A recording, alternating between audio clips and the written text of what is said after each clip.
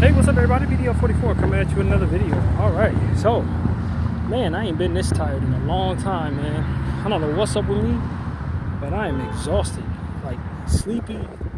Before I even left the house, I was feeling like laying around, but I knew I had stuff to do out here. And I probably wouldn't want to wait until tomorrow to do it because I got therapy tomorrow, literally. So I was like, let me just go out and make it happen. But I figured the walk would make me feel a little more energetic, but it didn't. But I climbed the hill anyway over there in Hollywood. Got everything that I needed from both of the stores I normally go to. And I'm now headed back, hoping this walk will give me energy that I haven't had all day. But it's like, man, I could have slept in today and probably would have been good for it. But nah, that wasn't going to be what happened. So yeah, man, just fighting through it. I feel tired, but I'm in good spirits. I ain't feeling too negative or nothing like that. I thought it was rather interesting because I was on the train, and sometimes you overhear people conversations, and it mentioned my name. I guess that person was talking about some people in their lives, but they mentioned my name and the person I've been praying for name in the same flurry. They were saying both names, and I'm like, what the heck? Like, that was weird. But it's like another sign from God that I take these type of things as a sign from God to just let him, show you that he's listening to you, or reaffirm to you that you're on the right track, or that whatever it is that you are doing is what he wants you to be doing. But I thought that was really interesting because I'm just sitting there minding my business, and the person behind me, I hear my name and I hear that person's name in the same flurry. I'm like, what? Like, that's just a little strange, just given the circumstances. But it is what it is, man. I just want to tell people that, God is real, man. He been reminding me every day that he's real in one way or another, sometimes more ironic ways than others. And I think a lot of people, they look at that type of thing and not really give it too much credence, but I think it's something to that. I think it's something to it. I think it's meant to reinforce the reliability of faith and the belief in something greater than yourself, and maybe even to give you some direction as to whatever it is that the irony is, But yeah, that was a little bit of irony for my day. But it's a nice day out, no bad weather. We're getting to what? It's got to be about 74 degrees, something perfect, man. Real nice weather. After a couple days of cold and rain, wasn't too serious, but it was a few days of that. And first chance I got, I made it my business to just get out and try to be, get some exercise and be active and just walk. And kind of taking a different route these last two times than I normally do. I'm starting at the Target and walking back instead of starting in Hollywood and Highland and walking to Target. So it allows for me to have a somewhat heavy backpack pretty much, as I do all my shopping and then climb up the hill. So that's what I did today. And it's not that heavy. I only got a few things, not as much as I usually purchase, but some things that were essential. So it gave me some I guess, resistance, but not nearly as much as 2 days ago when I did this, where I had a full backpack and climbed that hill. But you would think I'd be well rested at this point because I ain't really been out. I didn't go out yesterday, and I didn't go out the day before, so I'm not really sure why I would be exhausted. It's not like I've been running around doing too much. I haven't been.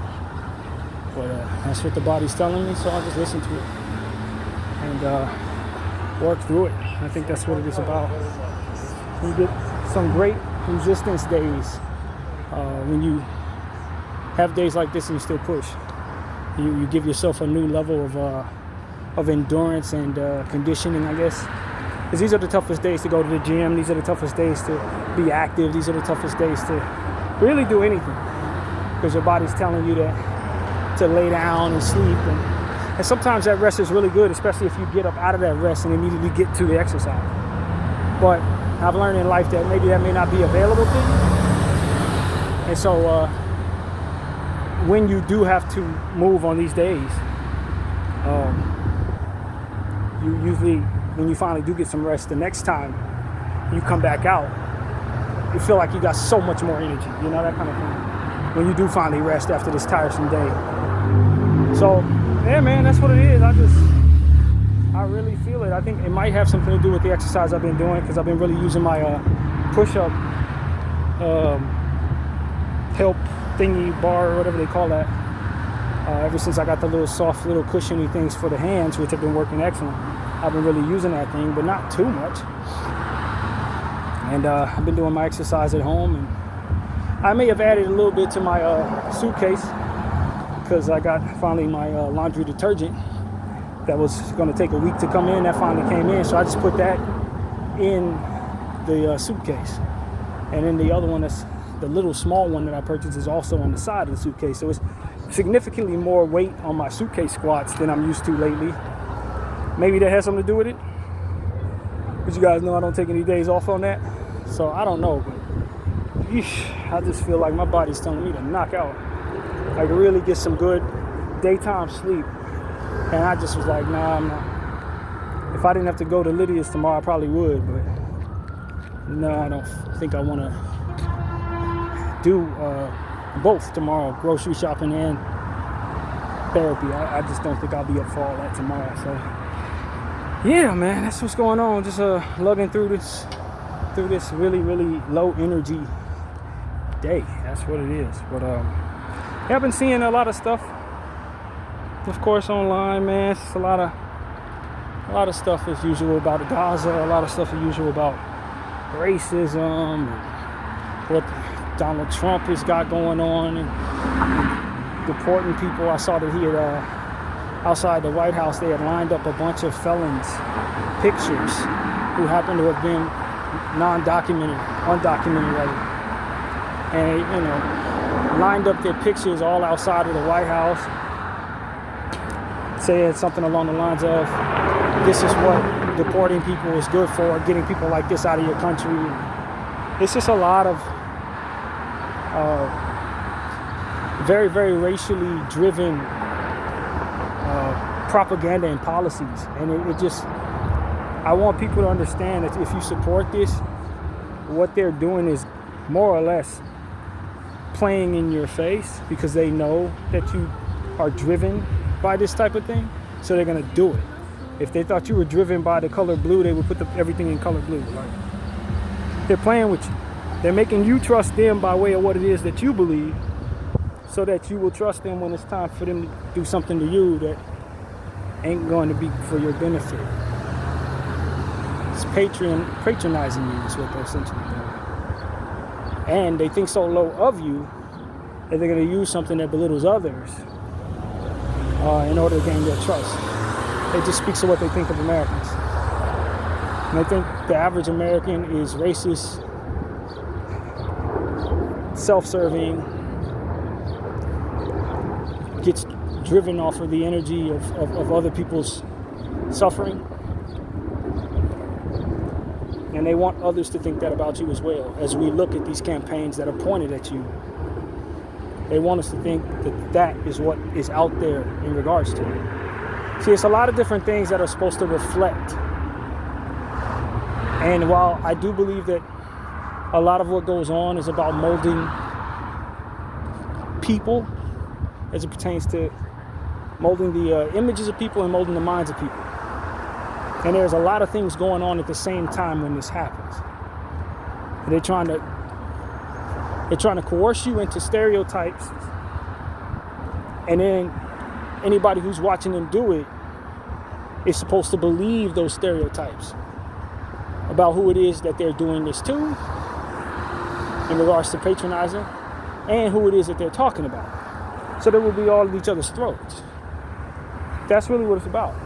And divide all of us so that we're not coming together to ask the questions that ultimately align us with the understanding of the evil that they're doing.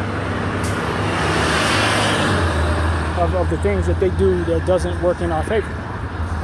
So if you're mad at me because of my differences, and I'm mad at you because you're mad at me because of my differences, we're not coming together to ask questions about what the heck they're doing. And that's really what it's about. want you focused on one another instead of focused on them and what the hell they doing to you. And that's what we need to understand, man. A lot of this propaganda is meant to make us hate one another for reasons that don't actually exist in the minds of everyone who's affected by that propaganda. A lot of times, you're going to look at something that is done by a certain somebody, and then you're going to look at somebody else and be angry at them about it. And that's what they're hoping you do. That's exactly what they're hoping you do. You'll see a black dude do something to somebody, and then you'll look at me and be angry at me.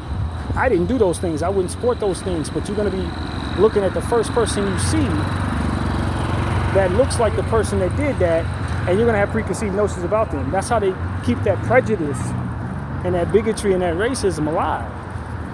And the resentment for that, too.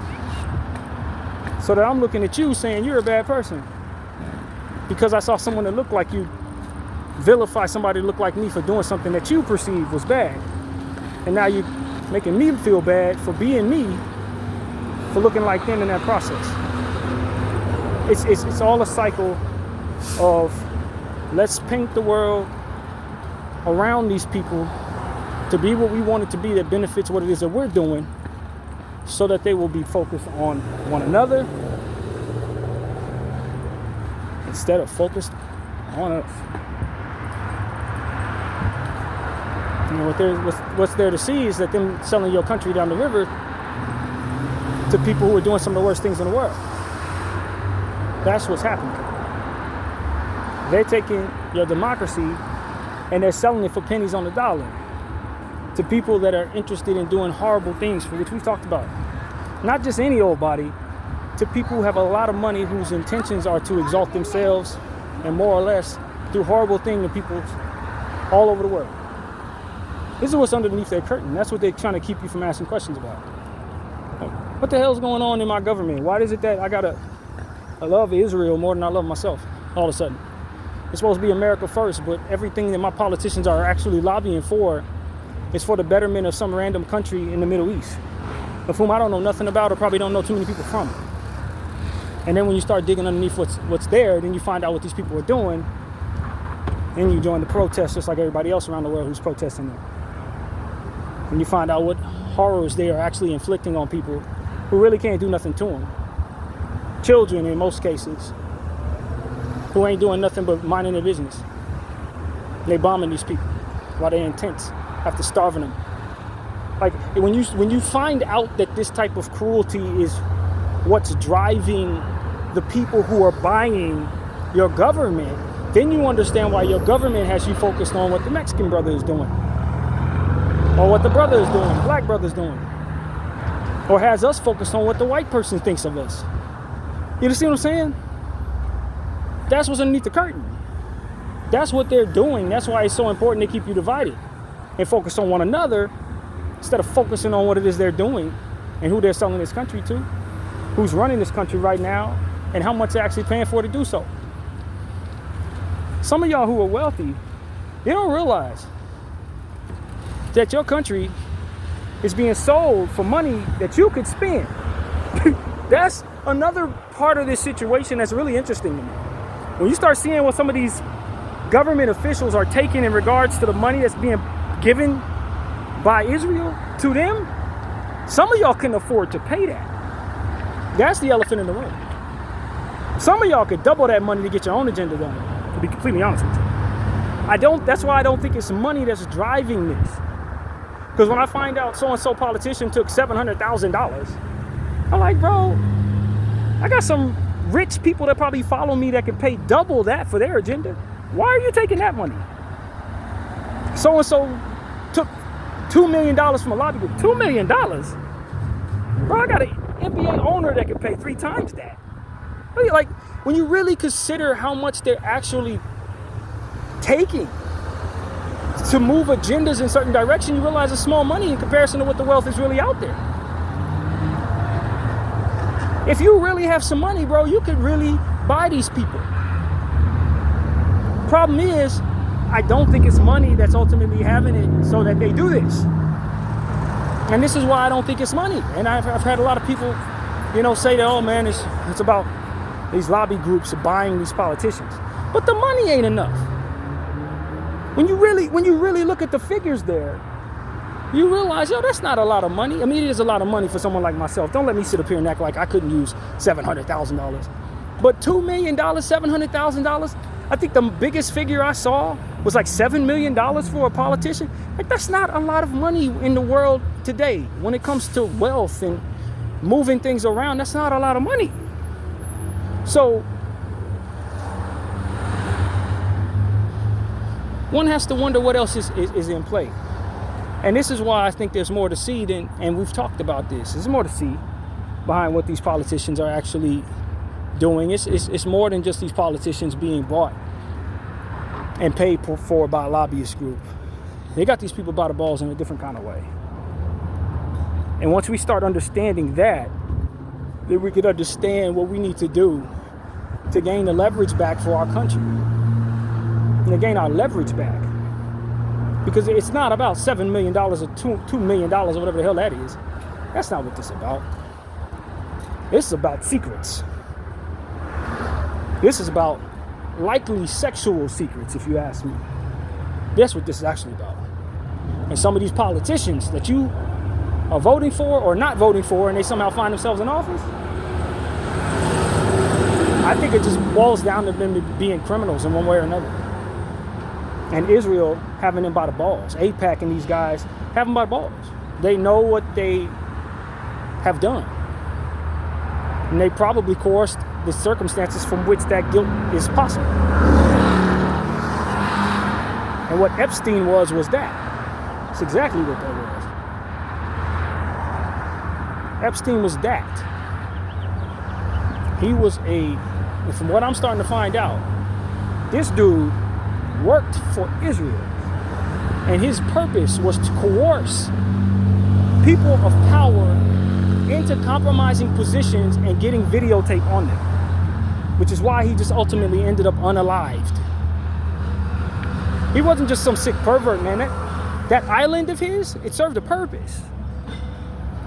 It served a purpose.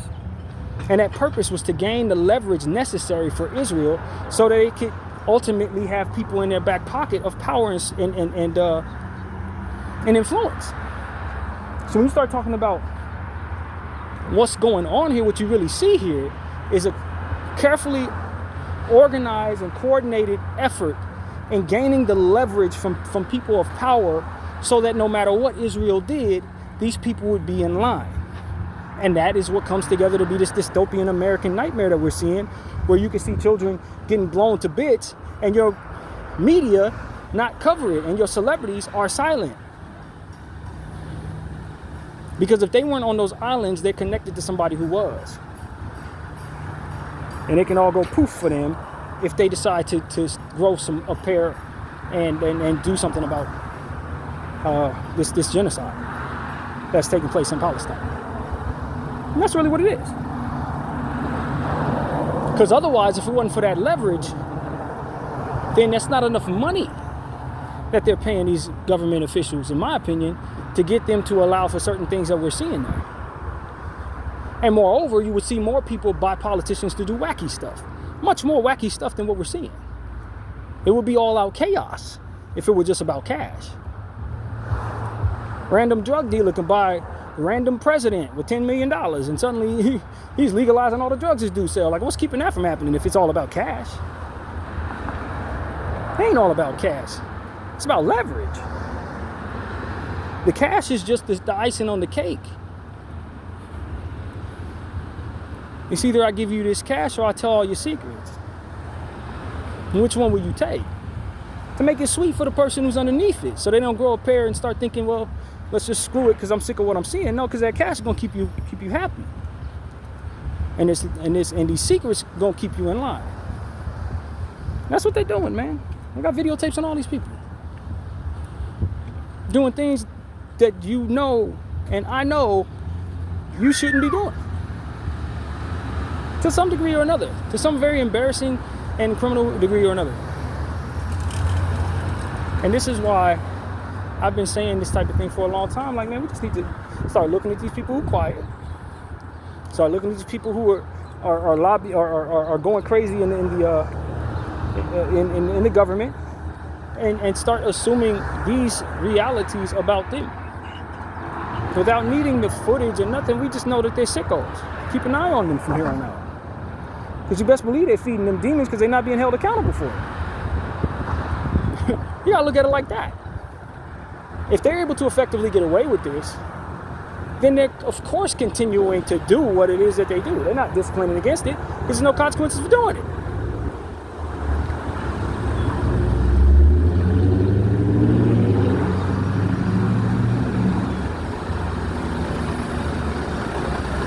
I want people to understand something, man.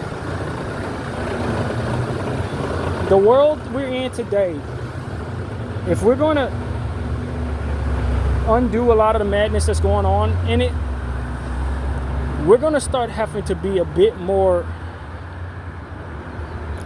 open, dare I say, tolerant of people that we would never be tolerant of. And start devising ways of helping people cope with their very, very distorted and problematic behaviors.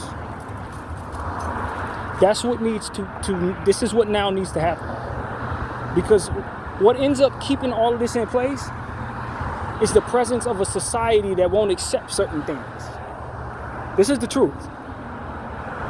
So people are hidden and continuing to feed their madness in the shadows and continue to be underneath these individuals who can manipulate this tragedy that is their sickness into their intentions to control certain pockets of the world where these people are found. That's the reality. That's the reality of it.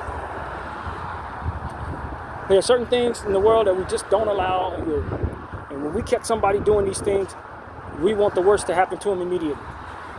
Well, I'm telling you, in order for the people who are doing the worst things in the world to continue doing what they're doing, they're able to use that over the heads of some of these people who happen to have these issues, who are in positions of power or positions of influence. This is true. This is what this genocide has showed me. How are they controlling the world? By way of guilt. The guilt of people that are in place, it's pockets of places at a time that they use however they see fit. Who may have these secrets or may have these issues or may have these demons or whatever you call it, that they continue to need to feed. That there's no help for, and there's only the threat of violence and shunning and millions of years in jail if found guilty of. They're using that in such a way to control a lot of what it is that's wrong in this world.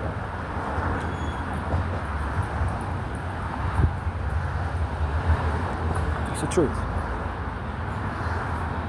Because it's bulletproof. They know that if these people are caught, it's curtains for them in their legacy. They get ousted for being horrible human beings. A lot of them go to jail. A lot of them going to put a gun in their mouth or jump off the highest point.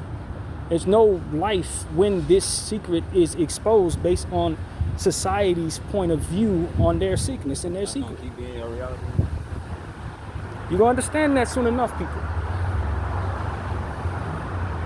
So of course they're going to let Israel kill children. Of course they're going to let Israel mold the Palestinian people to be the worst people in the world, furthermore try to exterminate them entirely. Keep their secret quiet? Yeah. They're going to do that. To keep you from finding out that they're sickos in certain ways or whatever. To keep you from finding out that they've been feeding that sickness while still maintaining positions of power. Yeah, they're going to do that. They're going to do that. The evil of it all, the spiritual ramifications, withstanding because they're not being held accountable on earth. And a lot of these people don't believe in God anyway. If not for the sheer devil in their heart that drives them to be as sick as they are, there's no God there. So it's not like they're going to draw a conscience. In a lot of cases, if their conscience is in place, it's embedded by the demon of fear that they will be ousted and furthermore tortured for their sickness. And of course, the fear that they won't be able to continue to feed it.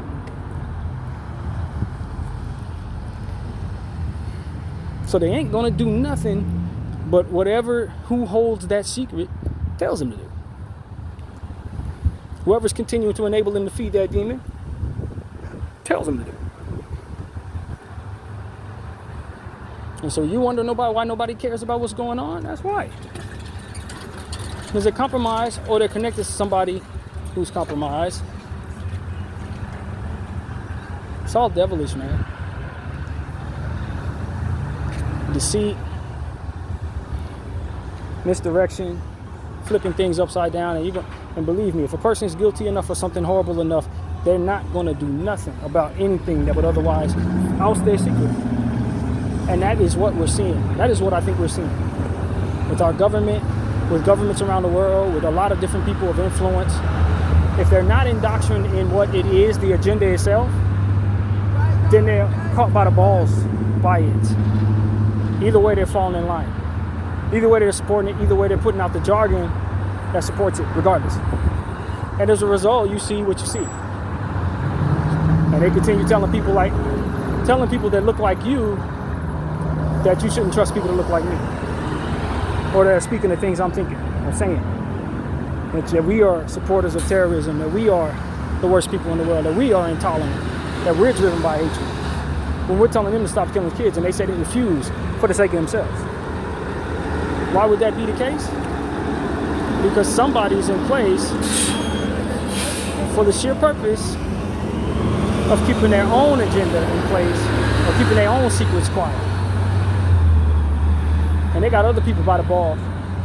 And they got other people by the balls. And then this web continues all over the place. Because even if you're not roped up in that problem, you're probably roped up in a different problem that's going to keep you in line anyway. Maybe you don't feel driven to do the evil that they do. But because you're in bed with those folks over there, now the politics of it has you being quiet here too to keep your situation intact. This is the essence of American politics. This is the essence of American culture as it pertains to the allowance of what it is that ultimately more of us need to be awakened to. It's godlessness, man. People being fearful of what happens when their life's work is in the balance for the sake of holding those in power accountable. I ain't gonna let you blow up my empire. I'm in year 30 of a 40-year plan. I need all of this to stay together, or else it's gonna blow my whole life up. It's gonna blow up everything I'm trying to do for my children and my grandchildren. It's gonna destroy my generational wealth, because half of that wealth is wrapped up in something that they control. This is what's going on, self-serving American greed and Western world greed. And in the sheer nature there, it's not pointed at me. A lot of people, and I hate to do this to y'all, but a lot of people don't really give a damn unless it's pointed at themselves. On top of all of these different factors that will keep them quiet, they really don't give a shit. It ain't pointed at their kids. It ain't pointed at their people. You fall in line to keep it from happening. That's godlessness. That's what that is. That's a lack of belief in a God that can be solution to the problem itself. What drives people to be courageous is cowardice. If they thought they could safely do something about it, they would safely do something about it. If they thought they could maintain everything that they have and everything that ultimately they're benefiting from, then they probably wouldn't have a problem with seeing this situation come to its end. They may not like the people who are doing this very much any damn way. But because they have one of their pegs in this puzzle, they are one of the sticks to this Jenga game, they ain't gonna do anything to collapse the entire process. And that's why you see people like myself who don't have a stick in the Jenga game being so passionate about the humanitarian aspect of it. Because I don't stand to benefit from seeing them continue this process. Nothing in my life that I'm aware of gets destroyed if they get destroyed. This is the problem. This is why children are suffering. This is why you're seeing them bomb people in tents. And then you see people not even painting that picture out. This is why they still continue to tell you that people who are standing up against this nonsense are terrorists and should be deported, even if they're American citizens. This is why they try to get rid of so many different pathways to you getting the reality, the truth, to what's actually happening there. They banned TikTok just to keep it from you. It's the only reason why they were banning TikTok is because it was starting to show people what was going on in their situation. It's the only reason. They told you it had something to do with China and shit to do with China. It had nothing to do with China. It had to do with Israel and Palestine. And the truth is underneath the chosen one's willingness to just tell all of us that they're better than all of us. Hey, I'm better than you, and I choose to do this, and you're not going to do nothing about it because of who I am, and God tell us that this is our land, and therefore,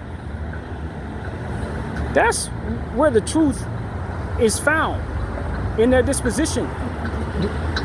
Their unapologetic disposition. While y'all sitting here talking about October 7th, the sheer aspect of who they are tells you that they don't care about no October 7th. If you pay attention to these people, they don't care about no October 7th.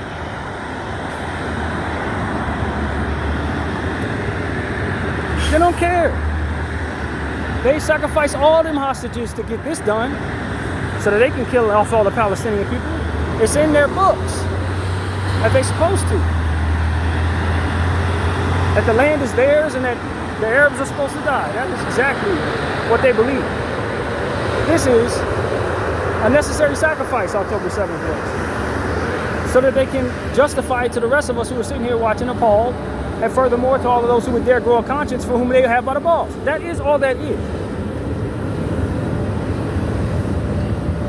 That's all it was.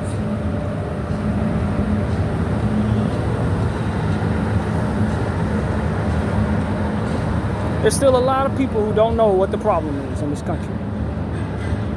Still a lot of people who don't care about what's going on outside of their surroundings and don't know the context for which they should be curious. And that's why you see people protesting one another, protesting in the name of their own race. Oh, we're protesting them because they racist. Oh, we protesting them because they don't have paperwork. This self-exhaustion that's driving a lot of these people to action. Self. Had nothing to do with somebody else that they don't have nothing to do with. And what this is something that they don't have nothing to do with. Or so they think. It's happening to the Palestinian people. How many Palestinians you know? You don't know too many. You know why? Because they suppressed a lot of them and made them out to be horrible human beings. You ain't going to see too many of them because that's their natural enemy. People who control this country, who run this country, who are driven to control this country one way or another, just so happen to look at Palestinian people like there's some type of virus that needs to be eliminated from the earth. That's why you don't know too many Palestinian people, because they ain't let them around here too often. That's why you don't see too many of them famous or whatever. You don't see too many of them successful, because they suppress these people with all of their might. That's why. They suppress them. They feel like they're entitled to treat these people awful and kill them all if they dare have a problem with it. This is what's true. This is what is true. This is exactly what is true. And some of these people are in your face. Some of these people have been in your face for 45, 30, 50, 60 years. Some of your favorite comedians, some of your favorite record execs, TV execs, they align with this nonsense.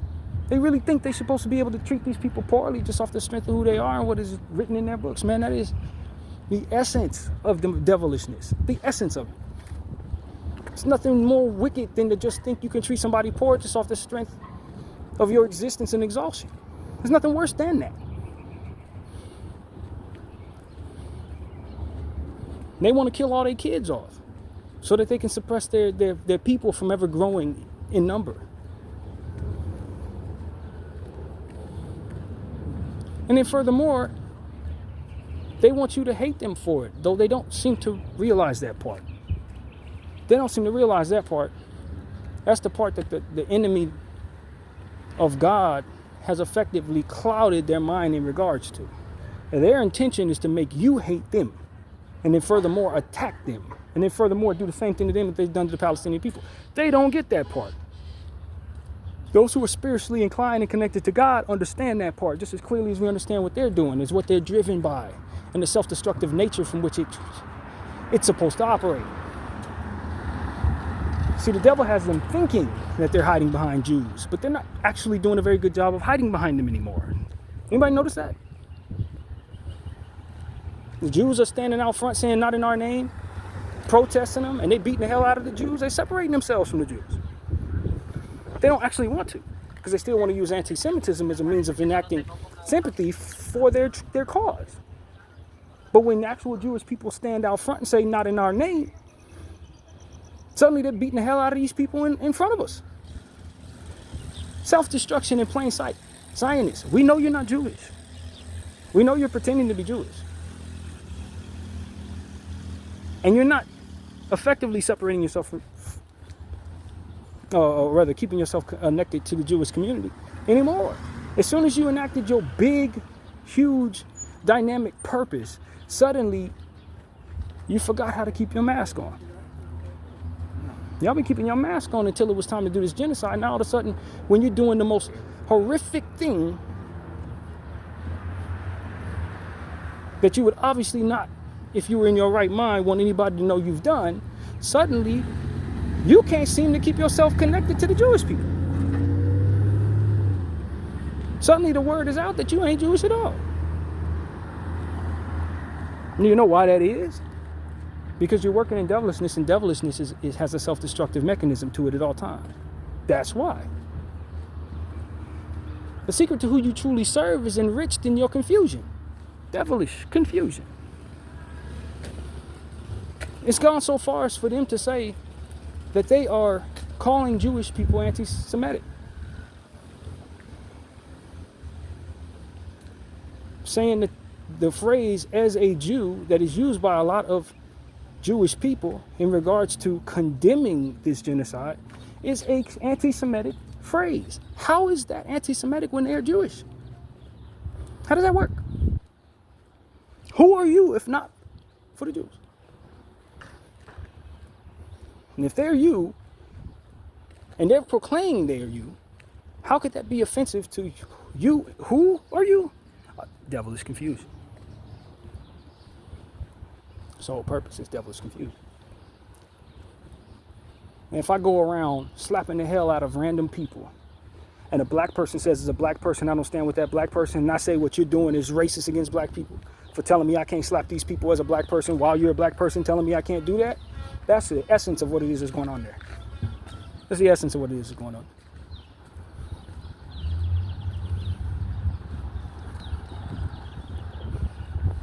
Only to find out that while I'm doing that, I'm not actually black. You see what I'm saying? That the people who are holding me accountable for it actually are.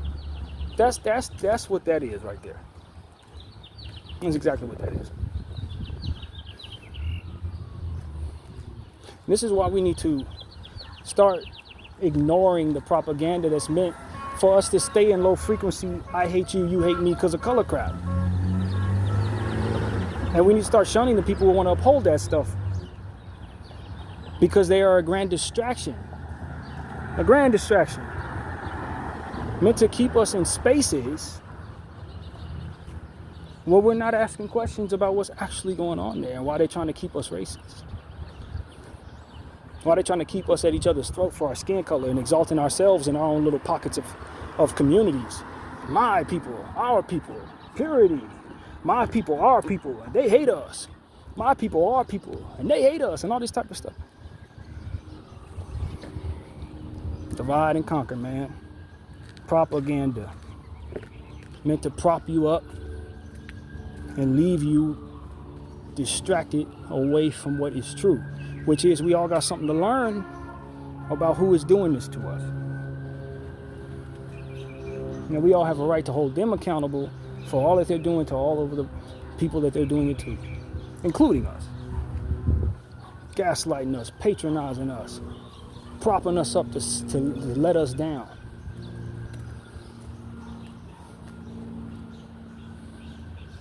I'm telling y'all, man. And a lot of us are so caught up in that propaganda because we've been in it for so long. This is the struggle of a lot of people. Some of this reality is in their face, but they've been rocked to sleep by certain points that they can't see in regards to the conversation. Here's a point example. Totally different conversation, but it's along the same lines if you follow me. So the Lord helped me understand that I was struggling with something that I think the devil was using, even as I'm trying to find a relationship with God. This is an old thing that needed to be updated in regards to myself. I often find myself, just like a lot of people when they're attracted to certain people, align with them in ways that isn't friendly. Not to say that I'm not a friend, but to say that you want more from that person because they're attractive. But if they're not attractive, you don't want those same things from that person. Struggling with certain aspects of that come with liking a person, but you don't actually perceive yourself liking the person. You just like how they look, and it's aligned with what it is that your dream is for who it is you want to be with. So as a result, you start letting certain characteristics get ignored, certain red flags get ignored, certain things that the Lord wants to do in their life with you, you ultimately want to rebuke because you don't want to be in a friend zone, or you don't want them to be in a category for which leaves you without the possibility of being with them because they are attractive and you happen to like them. But if you remove that attraction, the Lord can use you in ways that he would prefer to use you in their life. But for the place of that attraction, now you're putting them in categories that maybe they don't belong in, or allowing them passes that you wouldn't give somebody else, or considering them in ways that you wouldn't consider somebody else. Caring about them in ways that are not best for what it is the Lord has for you in their life. But you rebuke the role the Lord wants you to play. Why? Because they're attractive. And you don't want to be in the friend zone with that attractive person. This is going to be one of your best friends. They're going to help you through all types of stuff, but you're going to ruin it because you're attracted to them. And you perceive being attracted to them as something that's supposed to align you with them in ways beyond what the Lord intends, having you rushing toward a friendship so that you can get closer to this attractive person, have you over obsessing about them so that you can get closer to this attractive person, because they're attractive, over obsessing about them rather. I struggle with that. And the Lord helped me in all of my prayer realize that, you're struggling with attraction. It has you putting people in categories that have no business being in. It has you favoring people in ways that you probably shouldn't be favoring them. You allow them to slide in certain areas. You give them pretty privilege in your life. And when the Lord says, no, this person ain't necessarily supposed to be in your life in this way, you rebuke the Lord. Or you won't allow that truth to come in because it hurts your feelings. Why? Because you're attracted to them. Now let them have a different type of physical nature with the same attributes. And suddenly you ain't thinking nothing of them. You don't even get close enough to them to get all of the good attributes that ultimately you appreciate. It was the attraction that allowed you to have even the interest to bring that toward you. Now understand that is a tunnel that the devil's been able to go through to reach you. While you're trying to get closer to God, while you're trying to burn every bridge that the devil crosses to reach you in sin, this is a tunnel he's been able to reach you in anyway. You got to clog that tunnel. You got to ask the Lord to help you with your perception of individuals when they're attractive in your life versus people who are not, who may have those exact same inner spiritual gifts that ultimately are meant to be your friend. Or bringing people who are attractive into your life who don't have anything to offer you but attraction, and allowing the worst of it to come hurt your life just because of that attraction. The devil is using that to reach you. He's crossing that. Even though you done burned all these other areas, other things that he would otherwise use to reach you, he could still find that tunnel, and you didn't know that tunnel was there. This is why a relationship with God is so important for me, because he can show me the ways the enemy is still able to utilize himself in my life, while I still find myself struggling with stuff I had no business struggling with. God showed me exactly what the devil. This is how he's getting there. It's a secret tunnel. Let me show you what he's been using.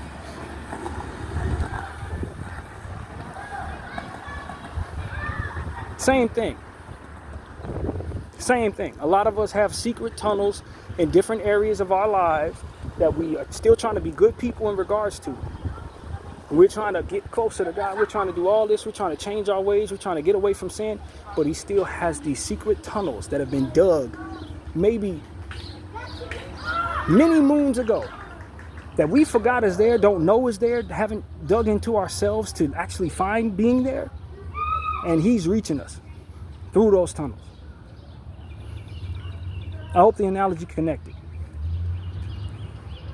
Because the devil is using tunnels to reach a lot of people in our society to make us still do the devil's work or still fear the things that ultimately he needs us to fear in order to work through us in the way that he wants to work through us. We need to start clogging those tunnels, and we need to start opening our minds to the understanding of what God is trying to do in our lives so that we can ultimately allow him to guide us away from circumstances such as these where we don't even know we're walking in darkness. We don't even perceive it as darkness. The devil's a liar, so he always gonna pretend he ain't there.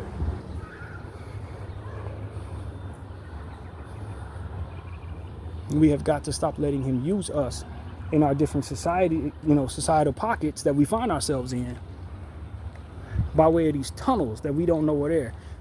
You got to start digging into yourself through meditation and prayer.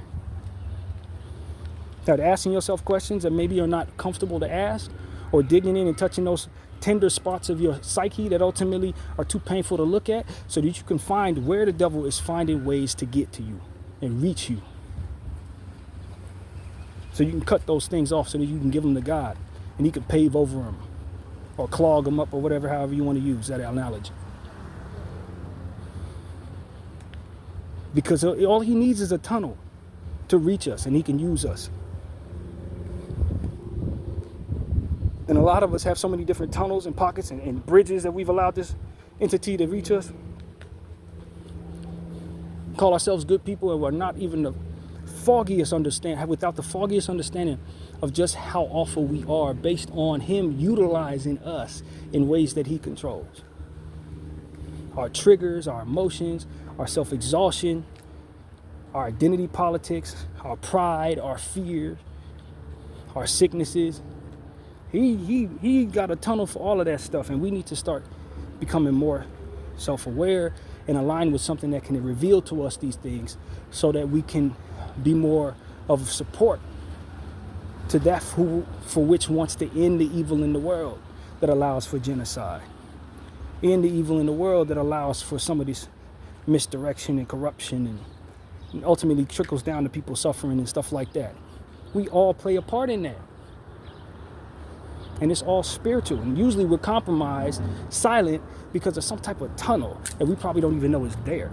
That the devil is able to reach us and ultimately keep us in the spaces he needs us in. Western world people have to understand that we've been coerced into these spaces by way of the propaganda provided us, by way of the cultures that are prevalent in our society. We're taught as children how to let the devil in a lot of cases, or how to perceive energy improperly so that we're guarding against things that could ultimately help us and welcoming in things that ultimately can hurt us. We got to be smarter in regards to our spirit so that we don't let that happen. And we need to teach our kids how to as well once we learn. So that they're not as compromised and dystopian in the presence of children suffering as we were in this era. So that's what I want to share with people, man. I have a long way to go before the Lord has me fully and the devil hasn't been able to reach me through things that I'm learning every day in this era of my life. Even though I call myself a good person, I still got a long way to go. And it's the stuff that we don't think much of that ultimately gives the devil his most strongest leverage in our lives. It's the things that we don't think much of, that we don't even know is wrong in us, that ultimately keep us in a space from which to be compromised or otherwise just lined up improperly to focus on what we need to be focusing on, to be solution to the world's problems rather than part of it. Clog those holes. so the devil can't reach you. My name is BDL44. Thank you all for watching. I'm out.